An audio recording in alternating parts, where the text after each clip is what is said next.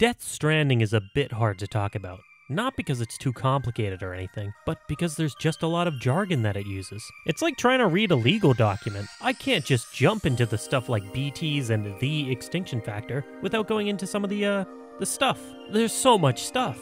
I suppose the best place to start is with our protagonist Sam. This story is about him crossing America. It's exactly like Oregon Trail, except for all the parts that aren't like Oregon Trail. But Sam isn't just crossing America, he's rebuilding America, reconnecting not just the cities and settlements, but the individuals, bringing the people of this once great nation back together. He's making America great again, if you will. The whole story has a theme of connecting and reconnecting to it, but I find that it just doesn't follow through where it needs to. Death Stranding seems like it wants to be so unique and non-conforming that it often loses the plot, and actually ends up being self-defeating at almost every turn. Just to note, I am playing the original version of this game, and did not play the director's cut.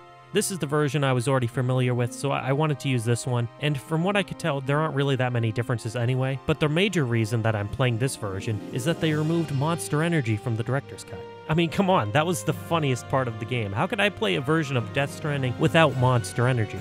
Then there would be no good things in this game. But with that side note out of the way, let's get into the story. The game begins as Sam is riding on his trike, delivering packages when he almost hits a lady who appears out of nowhere. He swerves his trike and crashes. Unfortunately, the time fall forces him to take shelter and wait it out. A BT appears, but he's warned by Fragile, who can see BTs with her dooms. It's revealed that Sam also has dooms, as well as the extinction factor, but he has lower level dooms than Fragile, only having level 2 dooms. After this, they depart from their shelter, but not before enjoying a delicious snack.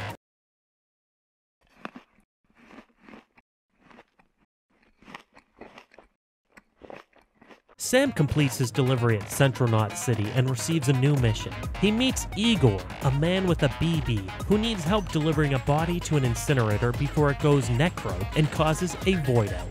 It flatlined upwards of 40 hours ago, so there isn't much time left. Sam is needed because a repatriate with dooms is the only hope they're going to have to get through BT territory. BBs allow you to connect to the beach and see BTs, and, I think that's probably enough.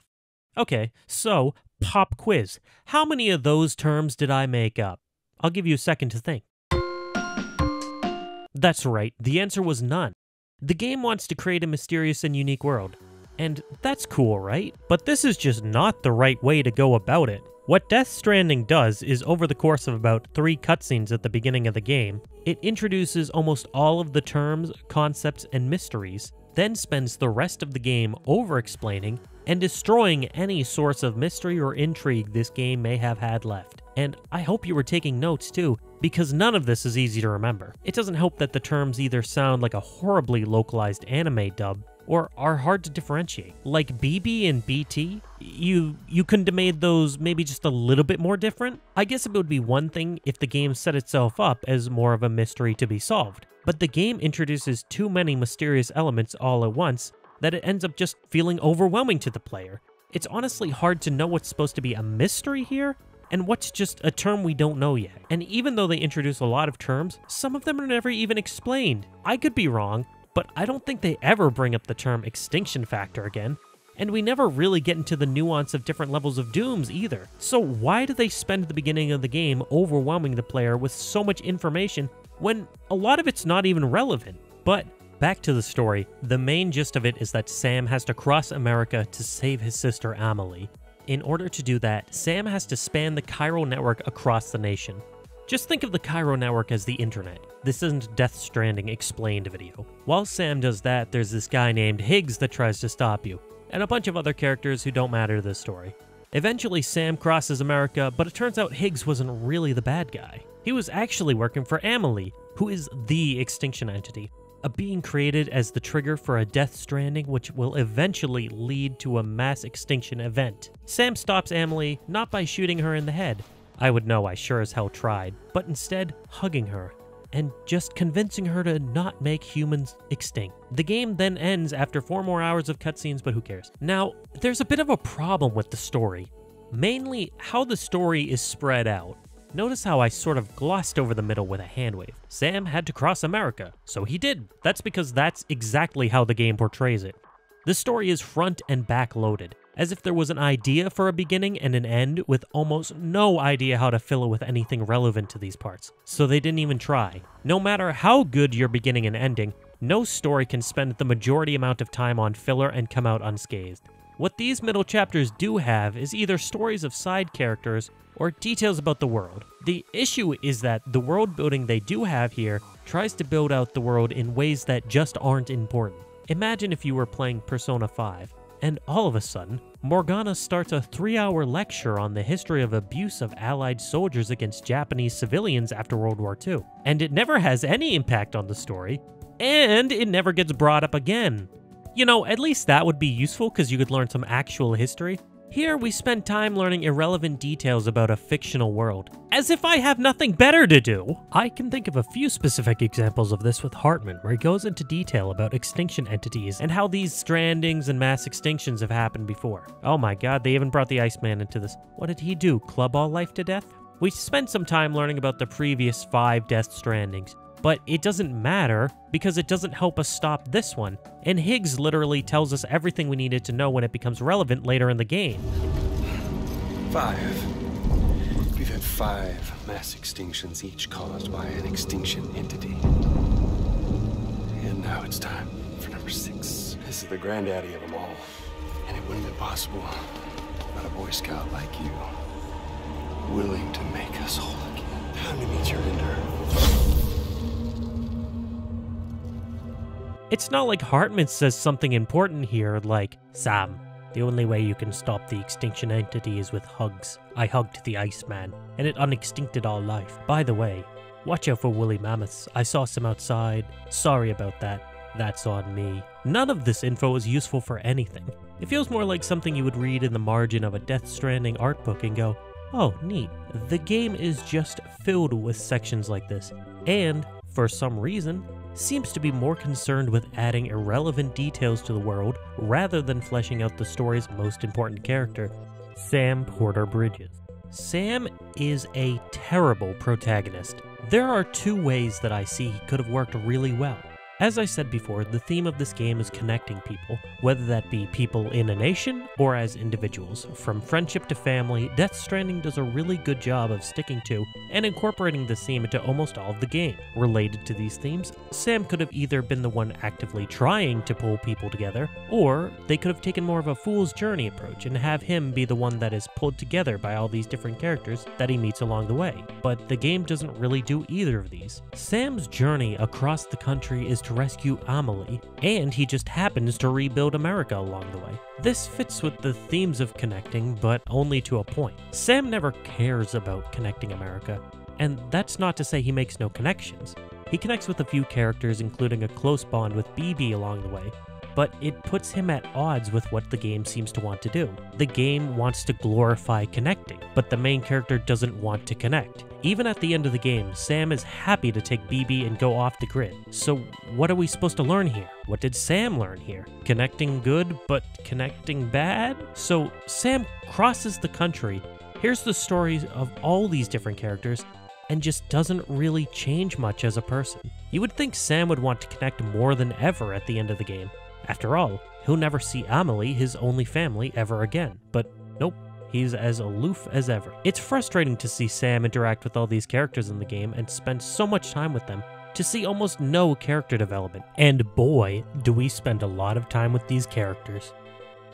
For all the time Death Stranding spends on other characters, if it had spent half as much time developing Sam, he would have been a really fleshed out character. I don't even get why the game spends so much time developing these side characters. None of these backstories affect the main story. To be honest, I think the idea of just focusing on a bunch of side characters would work. But the problem is that the game spends a lot of time in the beginning setting up the main story. So much time that it's hard to feel like I can really get into these stories when the main plot is just calling me in the back of my mind. Not that I have a choice whether to do these stories or not, but you get the idea. It's hard to care about Mama and her weird ghost baby when I know Amelie is waiting for us in Sunny Shore, California. Most of these middle chapters serve to introduce some character or another and dig into how they interact with this strange, new, stranded world. And some of these can be quite good. Hartman's in particular tells a nice, simple, sweet, and a little goofy story about dealing with the loss of his family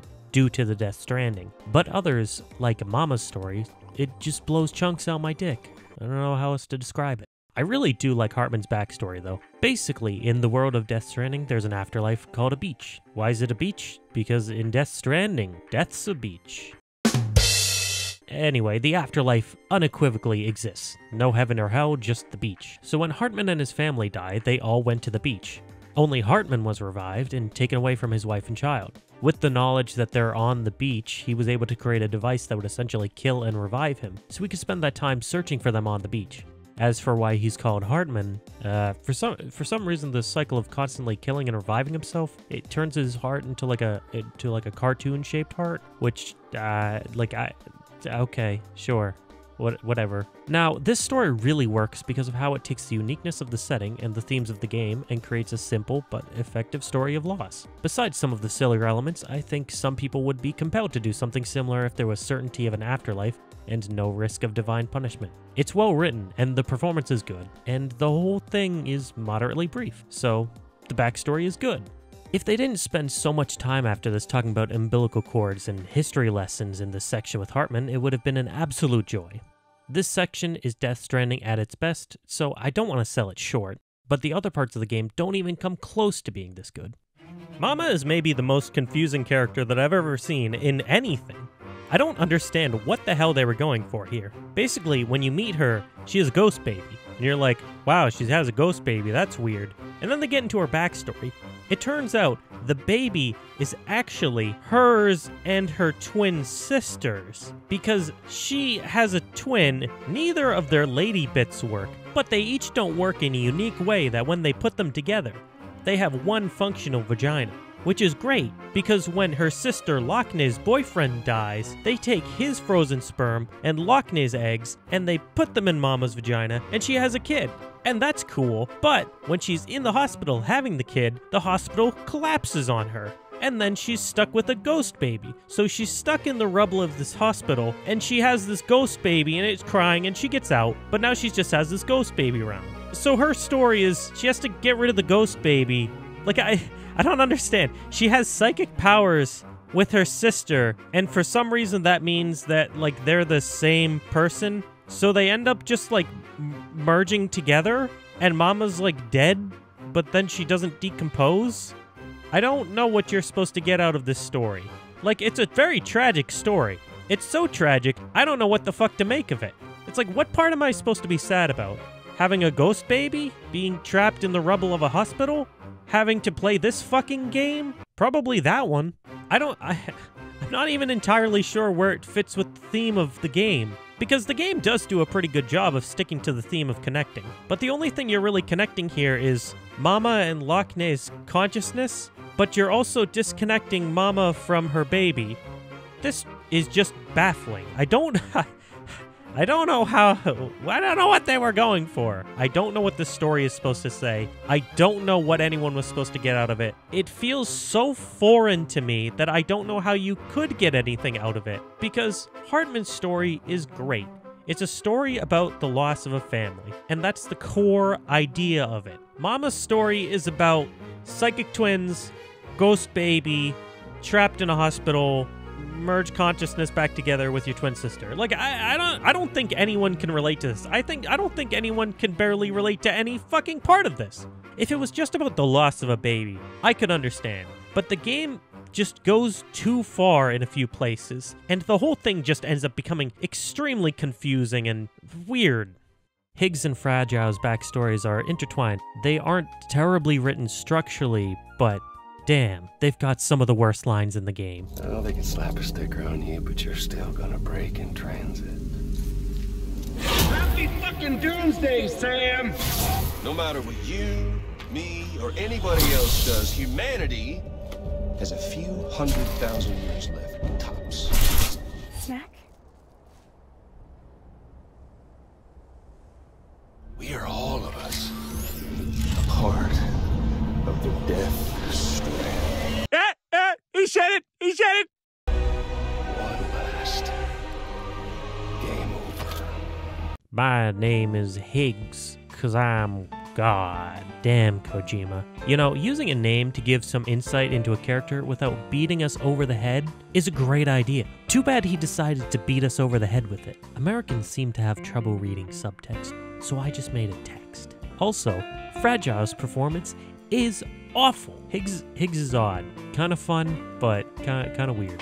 Now, for some reason, the game decides to focus a huge amount of time on the character Clifford Unger, and I'm a bit mixed on Clifford's story. It's not horrible, but the game tells it in a very bizarre way. Throughout the game, Sam sees visions of Clifford from the point of view of a BB. Clifford talks to the BB, and it turns out that he is the BB's father. We don't learn too much info from this, but I am totally fine with this way of telling the story.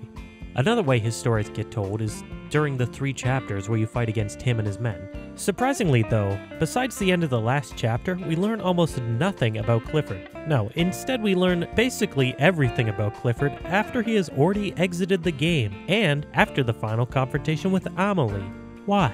I will never understand providing the majority of info about a character after they're already dead. It's like murdering someone and then feeling kinda bad looking at pictures at their funeral. I think the most you can do is recontextualize their actions, like learning about Andrew Ryan in BioShock. You already know all about him, but then when he's dead you understand his motives and see everything from a different light. But you can't just introduce some guy, say almost nothing about him, and then spend 2 hours talking about them after he died. The moment's passed, and even then, is Clifford's story really worth telling? No, not really. Mads Mikkelsen, besides having a sweet-ass name, gives an excellent performance here, and really, he elevates the role. The only reason I like Clifford is mostly because of him, so I want to call that out. But the story here is just not relevant to the main events of the game. His story establishes the fact that Sam was the BB from the flashbacks before who was adopted by President Strand after Clifford was killed. It also establishes Die Hardman's motivations. But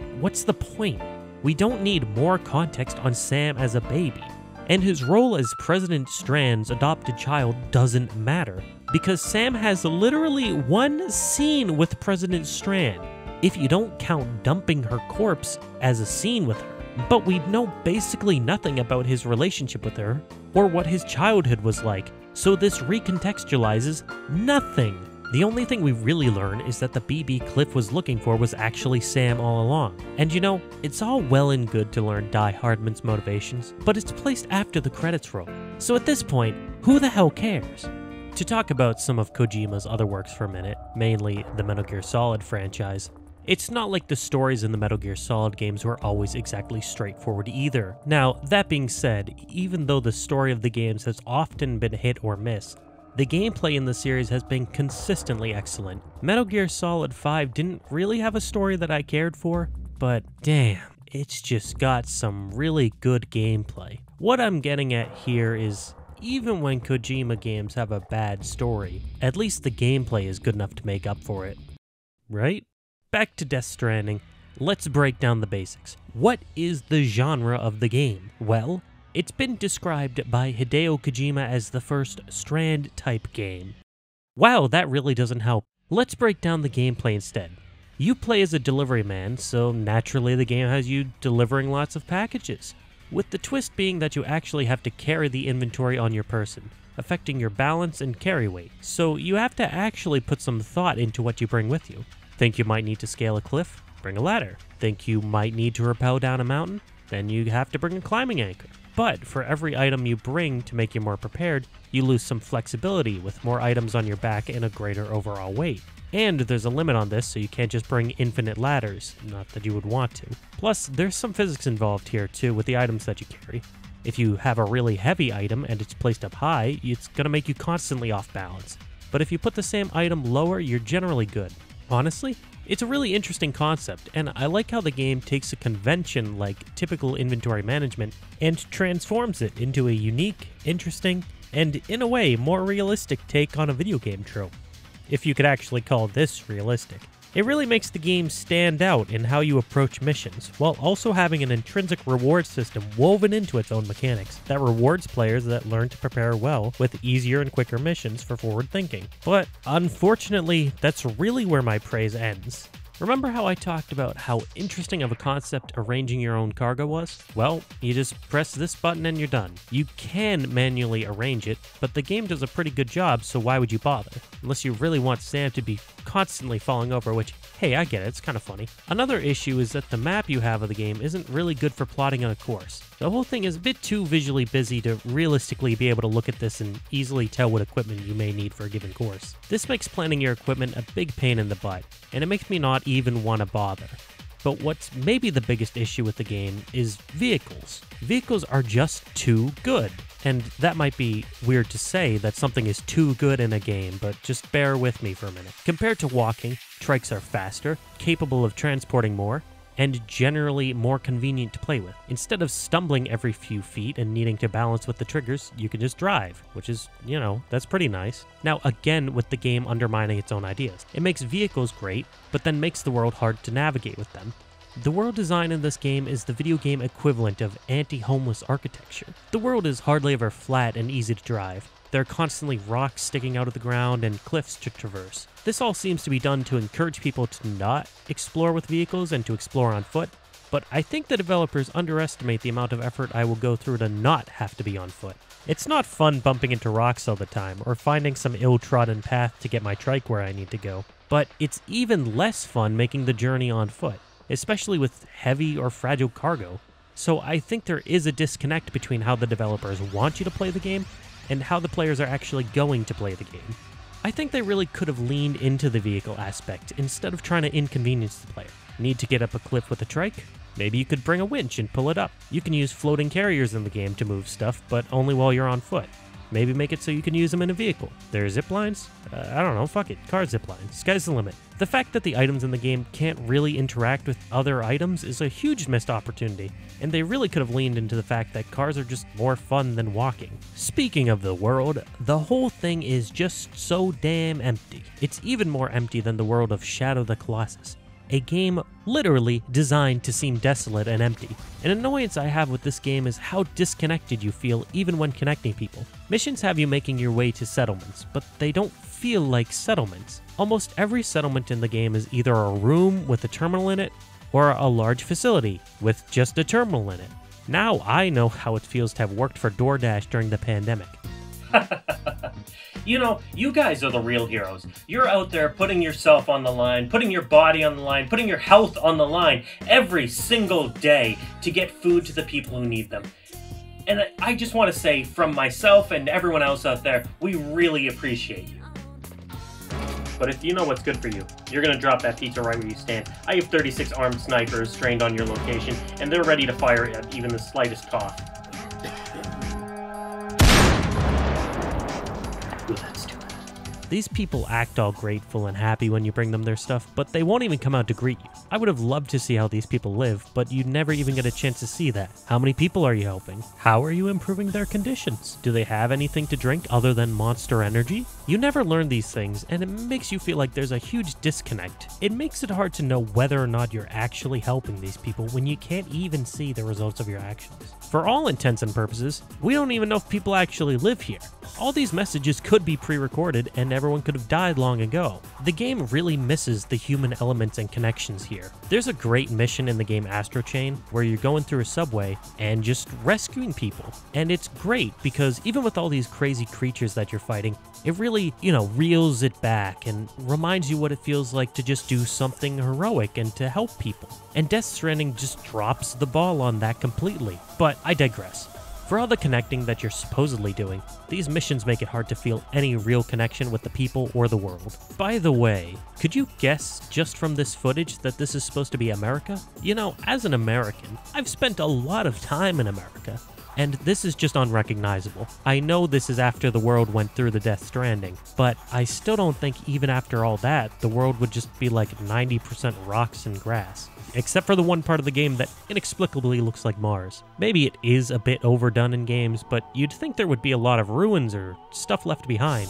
but all that is really few and far between. I think timefall is a really interesting concept. It's like rain that speeds up time. I think that could be an excuse for a lot of really interesting environments. My immediate thoughts would be locations with really huge trees that look hundreds of years old, even though they might only be a few months old. Or species of animals that could go through the evolution of 100,000 years in a few weeks. Maybe you could get some really big creatures that resist the timefall, and that's how they won the evolutionary war. But all that happens is just like grass dies. I think I also would have liked to see more varied environments in the world. Mario games are a pretty good example of what I would like to see. Those have 8 worlds, each one harder than the rest, and they're each visually distinct. I think Death Stranding probably could have done this as a concept while crossing America. As he makes his way west, the game gets more difficult and visually changes. But Death Stranding more or less just introduces 4 or 5 different area types and repeats them the whole game. Sometimes there's minor variations. Like there's one mission in the game where you need a gas mask. Wow, what innovation. BT territory is the most abysmal concept in the whole game. Some areas have beached things in them. You have to either sneak through the area, or if you get caught, you have to stop and fight the BTs. They're not fun. The 2 best ways I found to deal with these encounters are either turning around and just going around the whole area, or reloading my past save. But what makes them so horrible? Well, they feel like a bad idea with 15 different band-aids on it to try and fix it. For starters, the ground has buildings erupt from it because it was probably too boring to fight this goopy lion on a mountainside, and they wanted the fights to be more stylish. But because of that, it became too easy to just take pot shots at the BT from on top of these buildings. So they made you have to use hematic ammo on the BTs, which drains your health. This means you need a lot of blood bags and guns in order to take on a BT because they have way too much health. But you can spend like 10 minutes shooting the BTs, if you even have the weapons for it. Oh, and because Sam is a very special individual, you have to literally bring more guns with you if you need more ammo, which doesn't make sense because he's literally reloading these guns all the time. And just because you're shooting blood doesn't mean you don't need bullets. So you need to manage both your guns and your blood. And because of their large health pools, if you're carrying anything other than strictly blood bags and guns when you encounter one, you just won't be able to do enough damage. And that means just hanging around until these guys throw you more weapons. And what do you get if you beat a BT? Crystals. Crystals that you can just find around the world anyway. So what's the fucking point? Don't want to sneak by or fight the BT? Think you can just drive through and ignore the BT? Don't worry, the developers thought of that too. The BTs have a portable swamp and goopy guys they use to drag you down if you even thought of trying to escape. I bet Miyazaki is just kicking himself he never thought of a portable swamp. Plus, then you lose your stuff, get dragged away, and have to hobble through the swamp to either leave the area or fight the BT. You know, just fuck off. It's so tedious. You know, it's kind of weird there's even rewards for killing the BT, since I don't think there's any way to just initiate the combat. The only way you can fight them is by failing the stealth section, so it feels punishing even if you wanted to do it on purpose. You know what enticed me to do it? If they stayed dead. If they stayed dead, I would go out of my way to slaughter them. Even the women BTs and the children BTs. I would kill them all. But, you know, as it is, the best option is to just go around. And if the best way to deal with a mechanic in the game is just avoiding it, then you royally fucked up. The combat itself is pretty shit anyway. There's a few chapters here where the game becomes a third-person shooter, and it's pretty rough. For one, they had to use the normal game controls for these parts, so it's missing features that you would expect in a third-person shooter, like a cover button, which makes the game feel extremely outdated. You also have to deal with the game's just generally clumsy controls, which they work okay when delivering packages, but don't suit a third-person shooter. Like this part where I try to get behind a boss by going over the cover, but just stumble and fall. You know, I guess I deserve that for being clever. You don't have much in the way of a radar either. You only have a device that points to the nearest enemy, but in a more open area, you can just get shot by enemies halfway across the map and be completely clueless where they're shooting from. But probably the thing I hate most about these sections is the inventory management. As I've said before, all your inventory goes on your back, and you need to pick up lots of guns because you can't just pick up the ammo. So what this results in is Sam just blocking half the screen with a massive stack of guns. I've gotten killed by people in front of me that I didn't see because Sam was just blocking the screen. I don't think I've ever had this problem in any other game. Blood bags are super important, and thankfully you have a utility pouch that can hold several of them so they're off your back. But for some reason, when you pick them up, they don't go straight into your pouch, even if you have room, so you have to open up your inventory to put them in. And the same issue for weapons. Finish up the ammo in a gun or use up all your grenades, the empty weapon stays on your back, and you have to either drop it, which can leave you open to being shot, or open up the menu to drop it, which just disrupts the whole flow of battle. Plus, I was always running out of ammo too, so I just had to run around the map to find guns that spawn. There's no real skill to the combat either. Enemies take the same amount of damage every time, even with a headshot. Like look, they keep going even with their heads off. That's just great. The only other option you have here is stealth, which is incredibly boring. It's no Metal Gear Solid, I'll tell you that much. I'd like to think I made it clear that Death Stranding has a habit of undermining its own ideas. So, to wrap up, let's talk about Monster Energy. No, really, I think this is probably the best way I can illustrate this game's biggest issue. Ask yourself, what is the point of product placement? It's obviously to sell a product. So let's talk about the hematuria mechanic. The urination of blood. I cannot think of something that might make me want to buy a product less than the promise of blood in my urine. But that's literally a mechanic in the game. Whether the blood is there from exhaustion or from Monster Energy being the only thing Sam ever drinks, the game never tells us. But, boy, it is not a good look for Monster Energy here. There was no need for this mechanic to be in the game. You want to see a product placement? Look, I can do a better product placement than this.